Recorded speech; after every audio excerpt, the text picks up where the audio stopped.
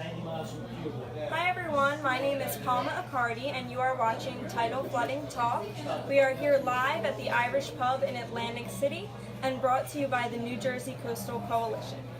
I'm meteorologist Dan Skeldon. Thanks for joining us on a cool, a damp, a dreary, a gray, a gloomy first day of fall. Eagles won, so people are happy. Steve, you're an Eagles fan? Yeah. Yeah, Eagles fans, but my Patriots play tonight. I'll be listening to them on... Yes, we are here at the Irish Pub, and Tidal Flooding Talk brought to you by the New Jersey Coastal Coalition. Joining us every week is a guest, Steve Hauck.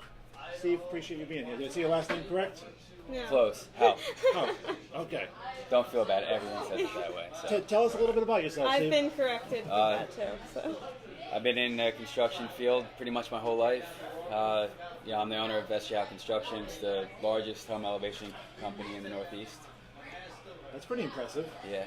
Largest by, volume of business? By volume of business. And how far do you go out? We have an office in Queens, New York, Long Island, North Jersey, Texas, and Accardi Township. That's impressive. Where did it all begin? Accardi Township. Accardi Township. That's great. See, most people haven't really seen home elevation until after Superstorm Sandy, but your company existed long before that, so how did you get started working in flood mitigation?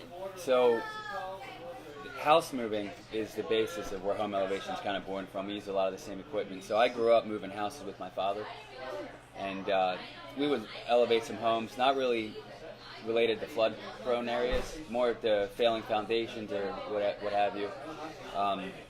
Some elevations due to being below the basement elevation, but after Sandy, it really escalated. So over the course of what we've learned from working in grant programs, we kind of just evolved into like a flood mitigation construction company.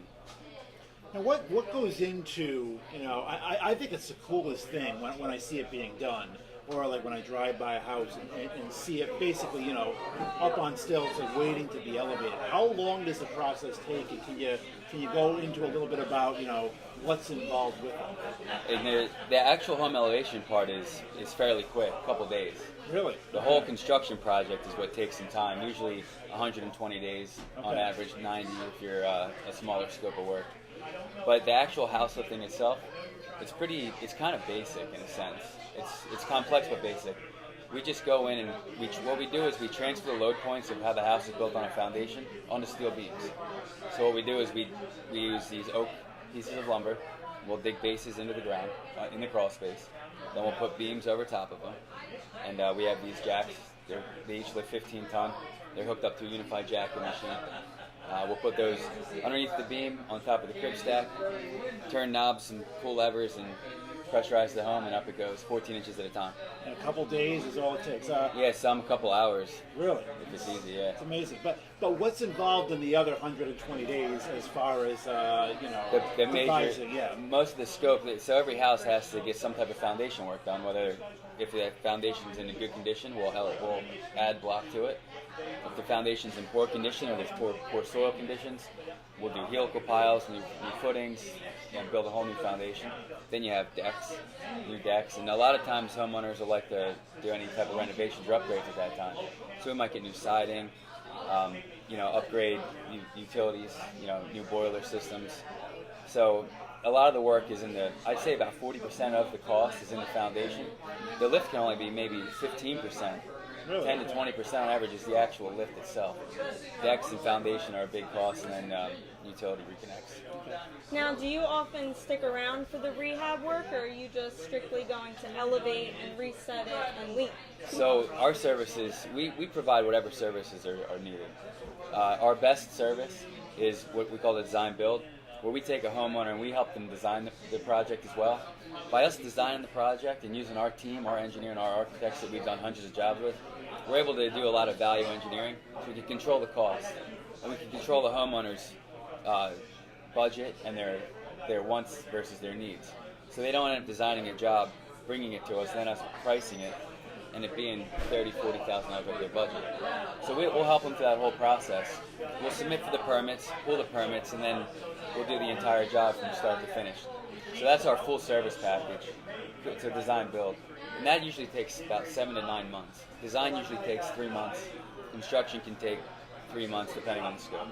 Now, elevating your home is probably the safest. As far as if storms happen more often, if sea levels rise, whatever, it's the safest way to adapt to whatever is to come along the shore. But it's probably the most expensive too of all homeowners' options. Am I right in both of those assumptions? And are there advantages?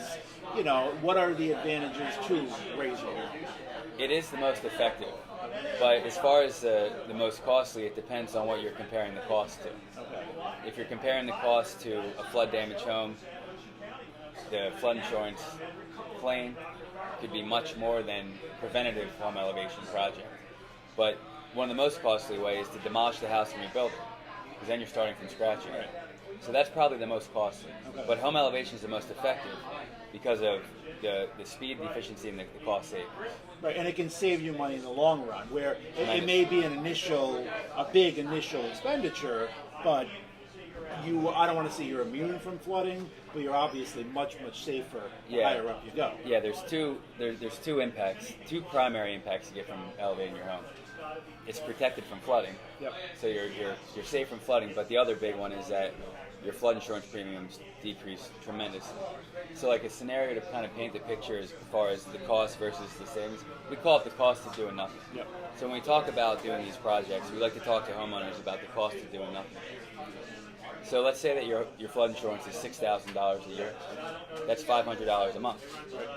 If it's $500 a month, you can borrow about $180,000 to $200,000 for $500 a month. So you can mitigate your home, elevate it, and then decrease your flood premium down to a couple $100 a year. So really the cost of doing nothing can sometimes outweigh the cost of doing something just based off of your flood premiums and what it costs per month versus what it would cost to borrow that money.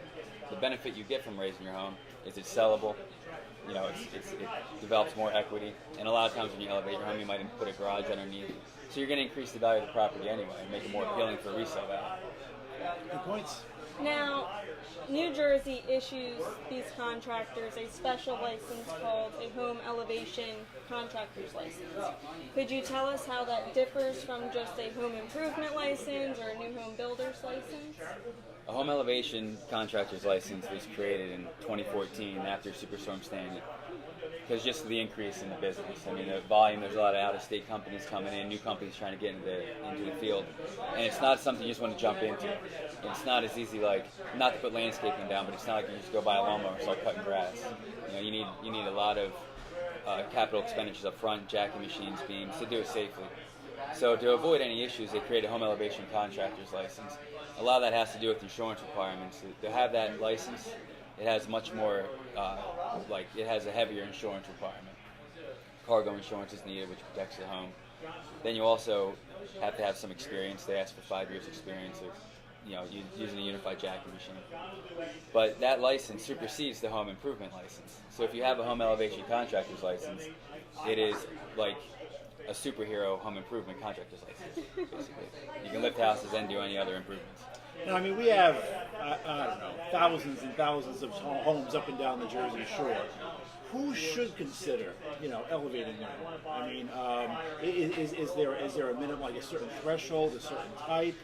Does it depend on, the elevation of your home, your neighborhood, your flood history? If you flooded in Sandy, if you didn't flood in Sandy, if you're thinking about it, or if it hasn't even crossed your mind, what do you recommend as far as someone who should consider doing this? So there's different categories of who should do it, but generally to answer that, I would say severe repetitive loss homes and repetitive loss homes should really focus on elevating their houses. The reason being is because multiple flood claims, multiple damage, higher increase in flood insurance.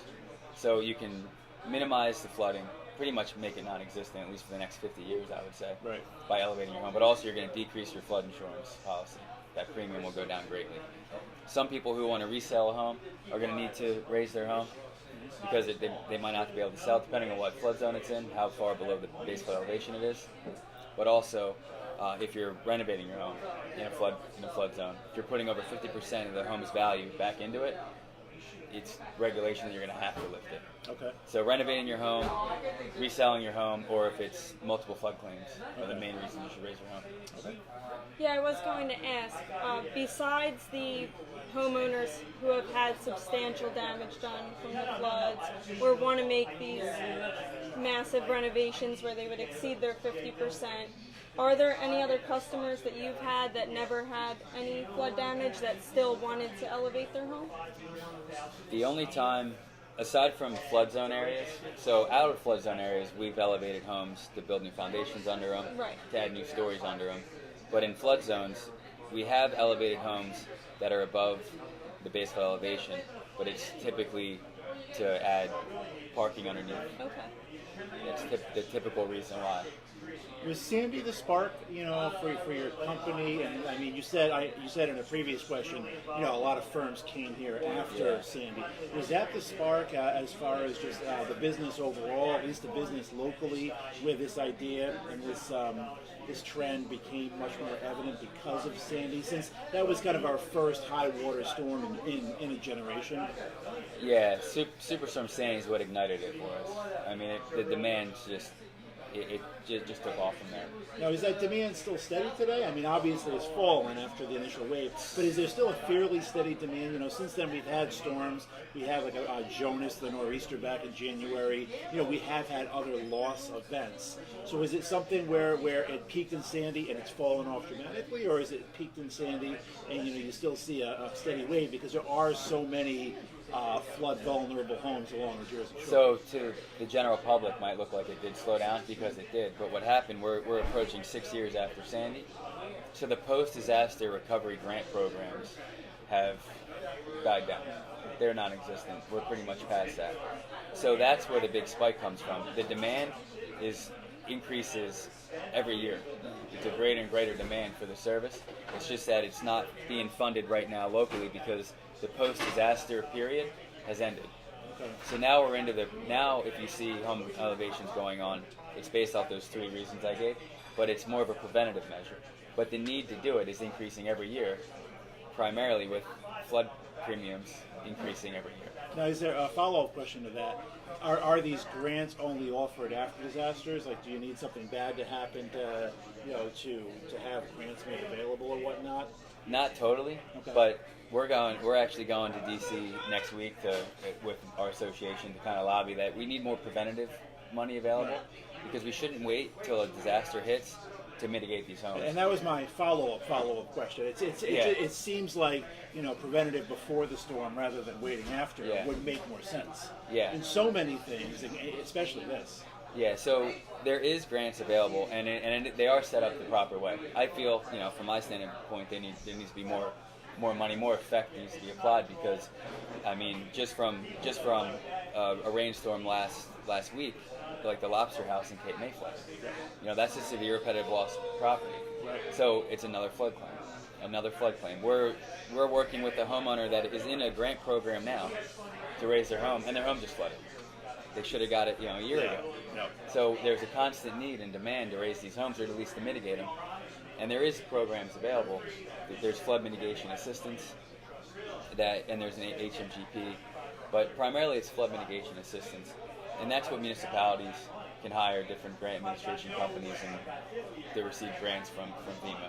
There's an allotted amount of money every year. You can apply for it. If you have a good grant writer and a good need, you can get it. Now, are there alternatives or services that your business also offers other than elevating a home to mitigate someone's home?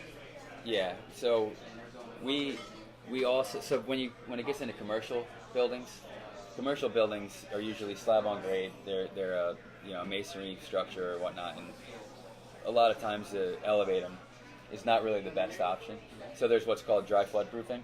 So dry flood proofing a residential home is not going to have an impact on flood insurance. Whereas if you start, it's just starting now and hopefully it takes effect to where dry flood proofing on commercial units will start to decrease the flood insurance. But that's one of the options for instance, a place like the Irish Pub could use dry flood proofing.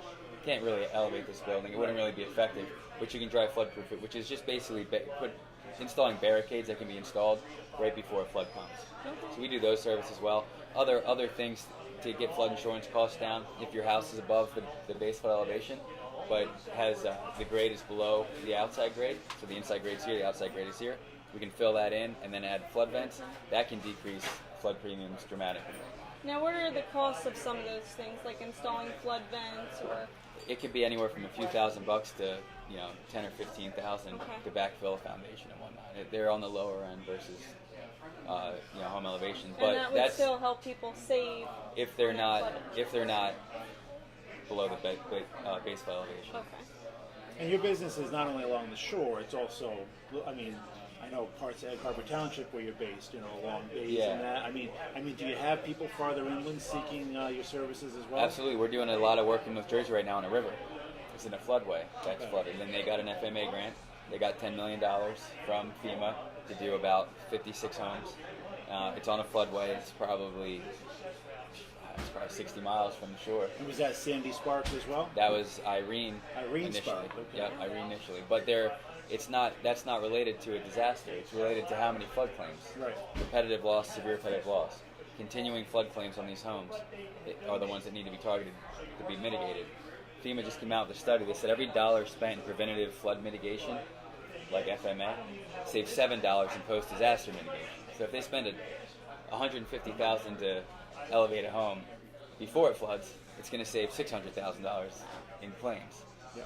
So, Now, before we get to our Facebook questions, I would like to ask what makes your company different from the other home elevation contractors? good question. So I guess the main thing that makes us different is we offer a really good design build package, and we pride ourselves on the knowledge and expertise that we have in flood mitigation. We have certified floodplain managers that work on our staff. We work closely with grant programs. We help set up and design grant programs. We're doing consulting work with Miami Beach right now to help them come up with resiliency And adaptation they're of course guidelines. very flood prone as well. Very And I know you flood said you had offices in Texas too. And Yes, of we're course working in Texas. Harvey, and they've had Yeah. bad luck as well So down there. we offer a lot of expertise. We do a lot of outreach. We do a lot of education. We speak at a lot of different conferences and whatnot. So we pride ourselves on the knowledge we have when it comes to flood mitigation. We're not just a construction company. We're more of a flood mitigation company. And how long have you been doing it now? I've been lifting and moving houses my entire life, but we've been doing this since 2010, Okay. full time like this. Yeah. What's the let's do this generic question. What's the best and worst part of your job? You can start with the best. You can say there is no worst, but I know Well, that'd every be like job that'd be every like job a has fake a interview right. question. Yeah. Like, I have no Yeah. flaws. Right. No. They're actually my weaknesses are actually my strengths. Yeah, exactly right. I would say probably the best part of my job is the reward from executing a project and seeing the guys that we have working we have some dedicated people, and watching them share and achieve that reward, and it means just as much as it does to me. Maybe even more a lot of times. That's probably the best part about my job, like being able to execute what we set up to do. When we say we're going to do something, it might be 6 months. We're going to say we're going to do something. The team we have, we're doing it, and that's just really awesome. The worst thing about my job is probably paying for the expensive insurance that we have to do this work. I imagine if you're lifting major houses and stuff like that, it's got to be expensive. Yeah, I'm but not I sure would say though, the worst part is having to figure out how to work more on a global market. We can't stay busy in Ocean City. That's probably I guess that's like an interview question. It's the best and the worst. It's fun to find out the logistics to it, but it gets a little challenging sometimes. And is each office you have, Queens and Texas, every part of the country, you're doing something similar, but obviously locally it's probably a little different. With regulations, with geography, with weather, it's probably, the plans differ based on where you are. So the management of that, the information flow, that's why our corporate office is loaded with people, because it's just so much, there's so much information moving, there's so many moving parts. The way things are done in New York City are completely different than the way they're done in Accardi Township versus Long Island versus even North Jersey to South Jersey is different. So there's a lot of different codes, different building, different municipalities have different building inspections. So to track all that information is a definite challenge. I want to say hi to some Facebook viewers tonight. Appreciate you being here on a cool or rainy Sunday night. Michelle Mick, Sandra Cortez, Jean Rudizer, hi to you. Roger Cope wants to know what beer we're all drinking tonight. Not quite yet. It's water and water for now. and nothing for now.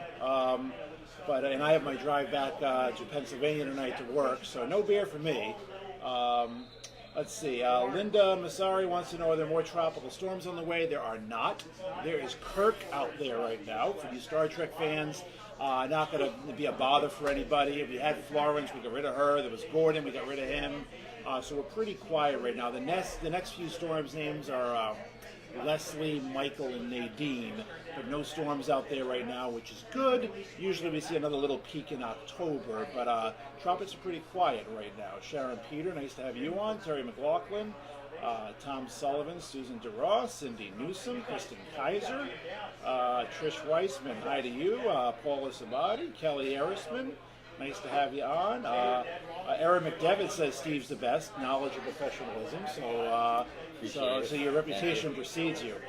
Sharon Gary, what is the heaviest and the tallest thing you have lifted? The heaviest? I don't know if you weigh all your houses, but I don't know if it's let's take them separately. What's the heaviest or the biggest house? The heaviest house we lifted was a 3-story double brick walled building in Atlantic City. Okay. It weighed just over 300 tons. Wow. So that's 600. And was that still just a 2-day lifting when it came to the action? No, okay, that was a little longer. All right. A little longer. Okay. The tallest, man, making me think. I don't know. That was pretty tall too, 3 stories. We lifted. We just won an award for the tallest building lifted in 2017. Oh, there you go. It was 48 feet. Okay. Wow. Yeah. It is very But I feel like we lifted something taller than that. I just can't think of it. Okay. Well, congratulations on the award. Thank you. And Diane Alexander, hi to you. And very good question, Sharon. Appreciate you asking. Appreciate all you guys watching tonight. Again, Tidal Flooding Talk emanates from the Irish Pub in Atlantic City every Sunday, 7 p.m., no matter what the weather. I'd be remiss if I didn't say we want to have a little bit of tidal flooding. Not the repetitive major flooding we were talking about earlier. This is some minor stuff. We have the full harvest moon coming up. There's an onshore wind. There's rain. So high tides tomorrow night, Tuesday morning. Some minor stuff, but not expecting more than that. But as you mentioned earlier, we had the heavy rain just, a couple Fridays ago. Yeah. And that can cause flooding by itself, too. So, we have tidal flooding. We have poor drainage flooding and nuisance flooding. But some minor stuff the next couple of days. And if you ever take pictures of flooding near you, feel free to post it on our Facebook page, New Jersey Coastal Coalition. And I think I just have one more question, Steve, and that is how people can reach you and learn more about the Elevation Project. So if anyone wants to learn something about home elevation, we welcome all phone calls to our office. We can set up meetings. You can come into our office. We can go over any topics needed, any questions you may have. We do outreaches. We try to do about 12 a year. Our office phone number is 609-927-6700. And do you post those outreach projects on your Facebook and things like that? That's your Hauck Construction. Yep. All right, Robert Switzer noticed a very high low tide on Friday, not a full moon. Any idea as to why? Well, it's not a full moon yet, but the tides have been rising. We had the onshore wind, and there will be some minor tidal flooding, Robert, the next few days, but nothing major expected. And then Trish Weissman says you're hired, Steve. Awaiting for application for the grant, ? When will the next phase of grants be available? ? Depends on what county, but Cape May didn't get an FMA grant in 2017, so they'll be applying for 2018 now. So if you didn't get notification, you live in Cape May County or Atlantic County, contact your municipality and try to get a hold of the CFM that is running the grant. Okay. Anything you want to add that we didn't talk about? I think you covered it all so well. Yeah, I'd just like to thank both of you for having me here. Really appreciate it. Now, can people ask you about the grants as well, or do you not really get involved in the grant application process? We have as much knowledge that we can obtain. Okay. So you can feel free to call into our office and we can brief you on what we know. We might not know everything, but we will know at least something and we can at least point you in the right direction. Well, the New Jersey Coastal Coalition and the Irish Pub would like to thank you for joining us, Steve, with an Irish Pub Nice. t-shirt. Thanks. Oh, that's great. So thank you again for watching, and join us appreciate next it. time Yeah, thank you on very Sunday much. night. Yeah, we'll have Bob Burns here from WOND, News Talk 1400 Radio, talking about radio and its importance in spreading flooding information. So again, thanks for joining us. We'll see you next Sunday. Good night.